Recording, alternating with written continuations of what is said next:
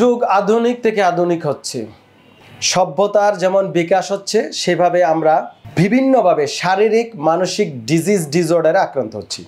Computer আবিষ্কার, mobile phone আবিষ্কার, smartphone আবিষ্কার যেমন সভ্যতাকে সহজ করেছে, এগিয়ে নিয়েছে। আমরা পৃথিবীর যে কোনো ডাটা খুব সহজেই দেখতে পাই, আমেরিকায় না গিয়ে আমেরিকার খবর পাই।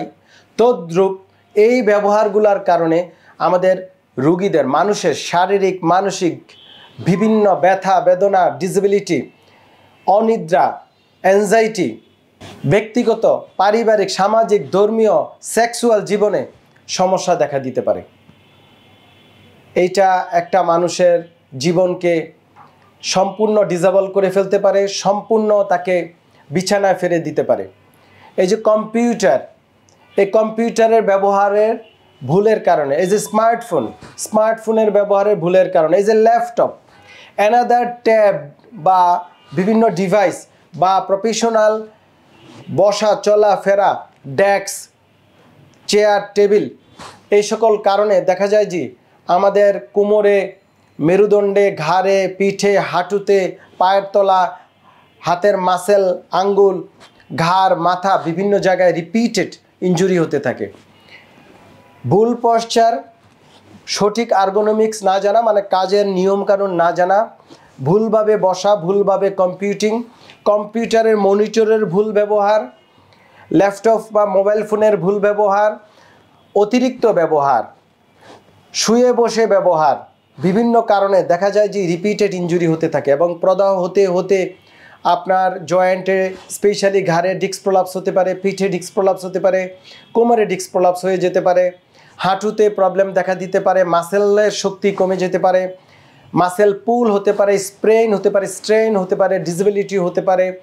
একটা বাচ্চা এই বাচ্চা বয়সে সে পঙ্গুত্ব বরণ করতে পারে, সিভিয়ার পেইন দেখা দিতে পারে। একজন মানুষের circulatory system, urogenital system, musculoskeletal system, urological system, প্রতিটা সিস্টেম নষ্ট করে দিতে পারে।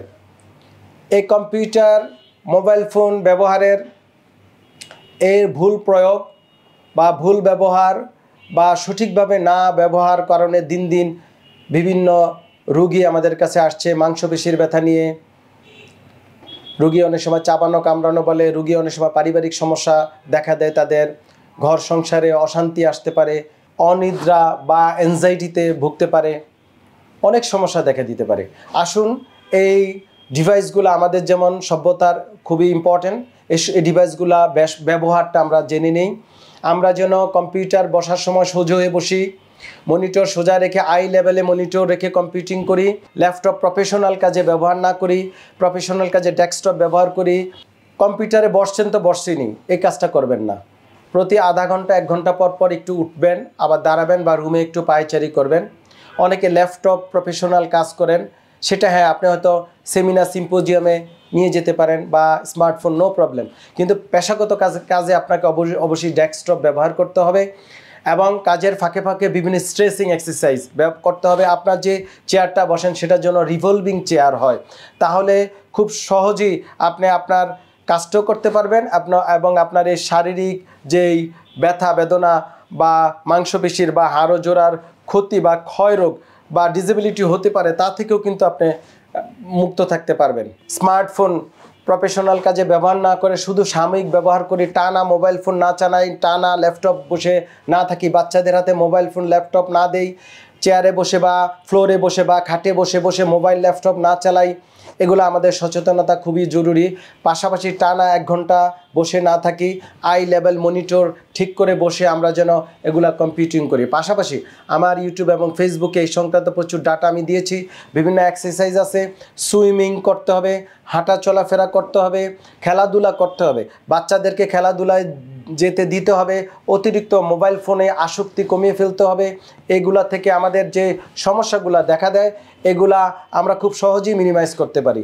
আমরা একদিকে সভ্যতাকে কাজে লাগাতে পারি এসব ডিভাইসের মাধ্যমে, আরেক দিকে ডিভাইসের যে অপকারিতা সম্পর্কে আমাদের জ্ঞান অর্জন খুবই জরুরি। এই জ্ঞান অর্জনের মাধ্যমে আমরা সুস্থ, স্বাভাবিক, শারীরিক ও মানসিক যে কোনো অসুস্থতা থেকে আমরা সুস্থ থাকতে পারবো ইনশাআল্লাহ।